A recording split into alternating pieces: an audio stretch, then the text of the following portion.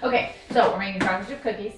Now, this is notorious for the perfect chocolate chip cookie, the best chocolate chip cookie. And there is such a variation on what you like. My husband likes crunchy cookies. I don't know what's wrong with him. Normal people like chewy chocolate chip cookies. And then, there's the weird people that like kind of warm dough. It's in circular form that you kind of eat with a spoon. The big deal with the cookies is flour and butter to sugar ratio. You're gonna see all kinds of different things. This is all white sugar. This is all brown sugar. This is all dark brown sugar. Do I have room temperature? Softened? Do I have melted butter? And there's so many different variations of what you can do with what ingredients, and understanding what those ingredients do is what's gonna give you a good cookie based on your preference, because ultimately, if you don't like it, it's not the perfect cookie for you.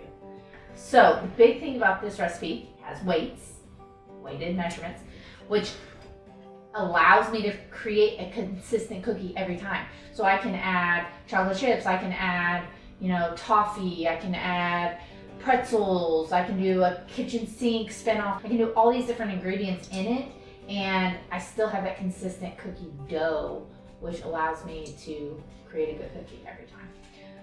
So this recipe calls for bread flour, but it also calls for cake flour.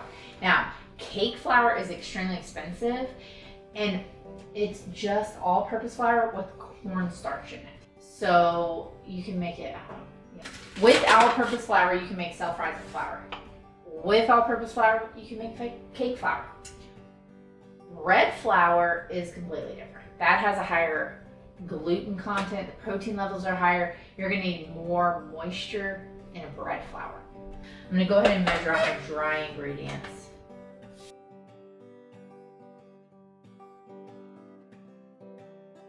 What you're gonna do is you're gonna take your all-purpose flour, you're gonna weigh it, then you're gonna put some back and then add the cornstarch in order to get the cake flour.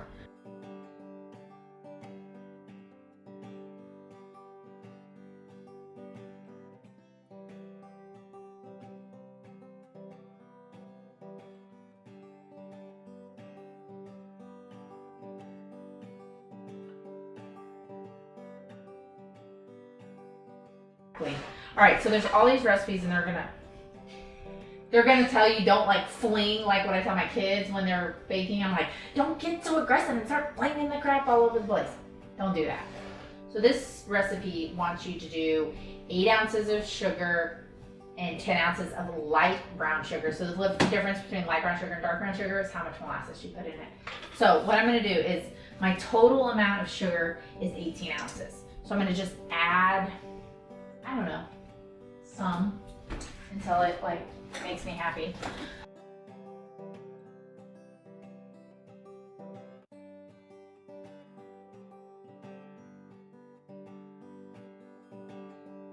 I've got white sugar, but I added the molasses. So essentially I have white sugar and brown sugar. All right, so we're gonna mix this up, cream it. Okay, so basically what we're doing here is we're just trying to aerate the butter, mix in the sugar. All right, now we're gonna add in our eggs. You're supposed to use room temperature eggs, room temperature butter, everything you need, kind of the same temperature, because it affects the way everything incorporates if it's all at different temperatures. Vanilla, 2 teaspoons. If you're looking for authentic, classic recipes, if it's 1 bowl or no bake, just skip it, because it's not going to be really good. Okay, so at this point we have incorporated all of our wet ingredients, and now we're going to go back to our dry ingredients. Alright, so remember we already have this done, so I have to throw it all over the place. I think when it says knead with hands, it means hand mix, not with your hands. Do not mix this with your hands. All right, so like I mentioned in the biscuit recipe, anytime you start incorporating flour in any recipe at any point, once you add moisture to the flour, you're activating the gluten. Once you perfect this dough, the sky's the limit. You can use chocolate chips. You can use chocolate bars that you cut up and chunk. You can use chocolate chunks. You can go kitchen sink and get chocolate caramels and salt and pretzels, M&Ms, toffee. I can take some of that praline sauce and mix it in. You really can do anything with it at this point. Yeah, see, look, that is not enough chocolate, and this is including wrappers. Okay, so this is why I say, if you're gonna make cookies, just make them. Don't ever let a recipe tell you how many chocolate chips to add in. You add that crap with your heart. You just gotta fill it. All right, so I'm gonna chop this up. Now, normally I just use chocolate chip cookies, or chocolate chip cookies. I just use chocolate chips, but for this one, I kind of felt like having this special dark, kind of in chunks, because it has these slivers that kind of mix in.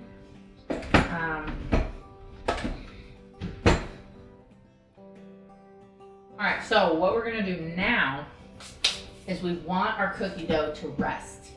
Can you cook it right away? Yes. Now we soften the butter. What we want the butter to do is harden again, so that when we cook it, it doesn't spread so fast.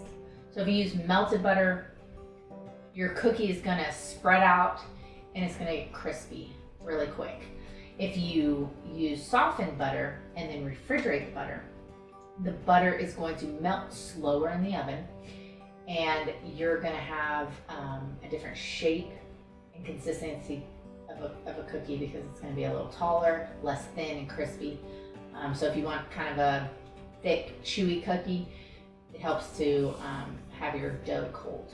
So what we're gonna do here is we're gonna scoop these things out.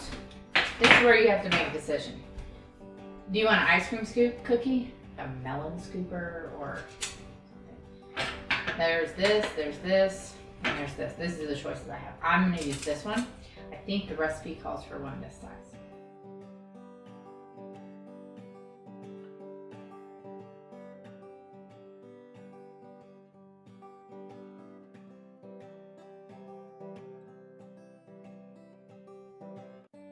So I'm gonna put this in the fridge, we're gonna cool it, and then we're gonna put it in a container and cook them in about 24 or 48 hours.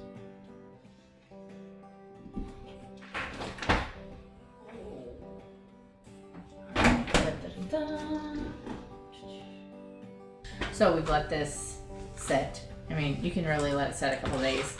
It doesn't have to sit for 24 hours. This one can be 4 hours. Really, you just want the butter to harden again into these little balls. And the cool thing is you can just eat the cookie dough. It's like a perfectly portioned little on-the-go snack. Energy. Don't they have those like no-bake energy ball? There you go. So we're just gonna put these in, and the thing with chocolate chip cookies, if you want them to be chewy, you want them to kind of be a little under in the middle, a little crunchy on the outside, you got to take them out before you think they're done. When you think they're done, they're overcooked. They're gonna continue to cook as they cool. We're gonna put these in. All right.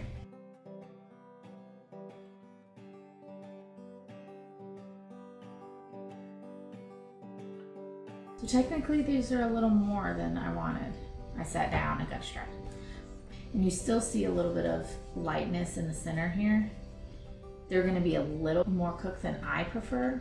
But like I said, I'm fine with like warm dough, so that's fine. So honestly, at this point, we just wait, let it cool. Right, so let's see if I can get it.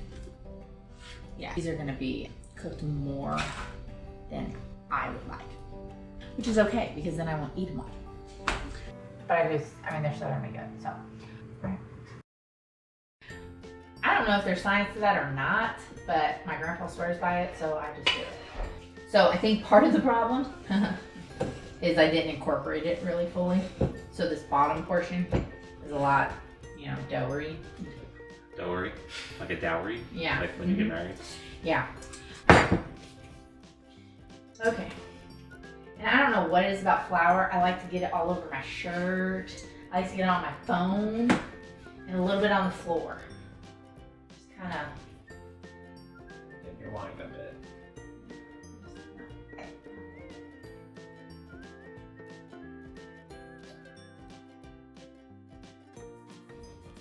The first time I made, I know I'm talking about things. The first time I made cookies, I made peanut butter cookies. And I made this recipe and I put, you know, I don't remember what was all in it. All I remember is that there was peanut butter, obviously, and baking soda. Okay, now, 2 reasons I tell a story. 1, pay attention to like 1 cup, 1 tablespoon, 1 teaspoon. Those are a big deal. Like, you mess that up, your recipe is screwed. Okay, it's not like cooking. Cooking, you can kind of, there's some play in it. Cookies, if you put 2 cups versus 2 teaspoons, it's a big deal. Okay, baking, I mean, yeah, maybe cups and teaspoons, that's kind of a big deal, but like tablespoons, teaspoons, that's not a huge deal. Baking is a little more precise. So I put a 1/2 cup of baking soda in my peanut butter cookies. Now, I tasted the dough. Now this is the other reason why I tell the story. Always taste your dough, always. Okay, if the dough is nasty, cooking it makes it hot and nasty. That's it. Like the flavor, the taste doesn't change, the temperature changes. That's it. Like the texture, the consistency, yes. The flavor doesn't change. It's nasty. So if you taste your dough and it tastes bad, you might as well just stop and start over. Don't even waste your time baking it because it's nasty. So you're either gonna throw away nasty dough or nasty cookies. You just choose. So I made these cookies with a 1/2 cup, not tablespoon or teaspoon, whichever the recipe called for, because I can assure you it wasn't cup. The dough was nasty. I tasted it and thought, that doesn't taste good. But I thought, it's fine. I'll bake it and it'll get better. Wrong. Baked it, nasty. Threw them away. So guess what? I did it again. Tasted the dough. Cooked it. Now, mind you, I was like 10 maybe at the time. I actually did this 3 times in a row. So then my dad and my brother came home and I gave them these cookies and said, taste these cookies, knowing they tasted nasty. Now, my dad coughed and spit it out. My brother, who was like 2 or 3, now he's probably more than that, but something, he was little, cried, 5 something, cried because they were so gross until he was given permission to spit it out. Because literally, like, baking soda, if you put a 1/2 cup of just stop. Do not put a cup. Cup is not associated with baking soda ever. No, like unless you're making like a science project with your kids and like an exploding volcano, do not put a cup. That is not the correct measurement. Cup is wrong. Just stop, reread the directions. It's not a cup. It's a teaspoon or a tablespoon, something, not a cup. So 2 things to learn from that. Pay attention to what measurements you use and taste your dough. If your dough's nasty, it's gonna stay nasty. It's just hot and nasty. Not hot and tasty like Krispy Kreme. That junk is straight hot and nasty.